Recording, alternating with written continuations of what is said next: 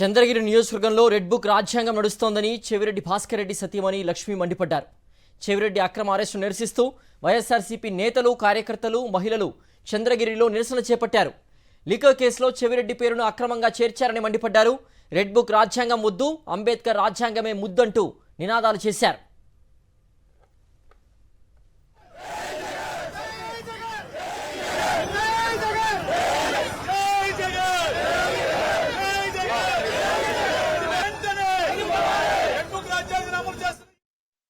ఈరోజు చంద్రగిరి నియోజకవర్గంలో red book రాజ్యాంగం జరుగుతూ ఉంది.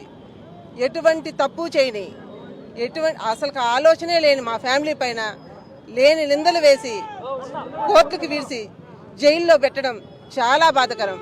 కానీ ఈరోజు మమ్మల్ని ఎంత ఇబ్బంది పెట్టిస్తున్నారంటే, ఏ రోజు ఈజు లేక రాని ఆడబిడ్డలం ఈరోజు ఇంతగా వచ్చి ఈజు లేకొచ్చి విలిపిస్తున్నామంటే ఎలా ఉంది ఈ పరిపాలన అనేది వాళ్ళు గ్రహించాలి.